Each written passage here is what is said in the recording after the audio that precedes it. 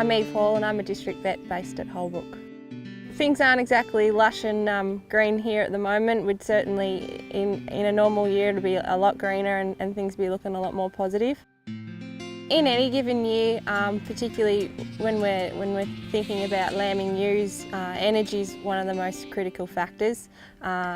With the lack of available energy out in the paddocks at the moment, that's been really critical a factor to consider when it comes to hand feeding ewes going into lambing and through lambing.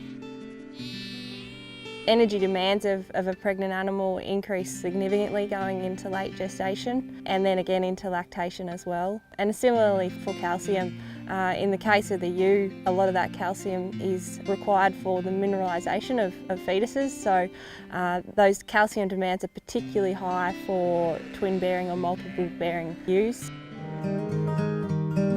We've got so much technology at our fingertips, and that enables us to use information that we can gather from on farm, whether that be feed test results, which are really critical, and also knowing exactly what different classes of stock require in terms of energy and protein demands. We're able to take that information and plug it into simple apps and things like that on our smartphones these days, and that can give us a number that we need to be feeding out in the paddock. So it's quite simple and quite readily done. Feeding stock in confinement has been a really helpful management tool this drought. There's numerous benefits of feeding stock in confinement. One is certainly that it does lower the overall energy requirements of those stock. It also enables us to rest our pastures and gives them a chance to respond when there is a rainfall event.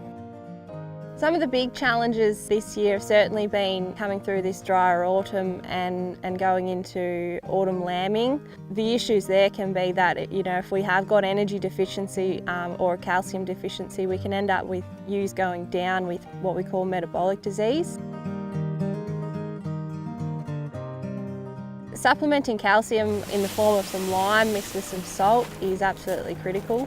Calcium can also be added in the form of lime directly to grain. Really critical to get feed tests done.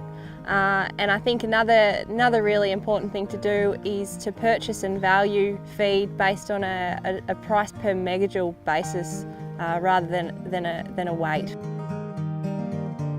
Drought's a reality in agriculture, and it's a risk that we just need to manage, and there are some really good management tools available to us that can really help us get through these times. You'll certainly see the good farmers out there will actually be doing quite well in these years.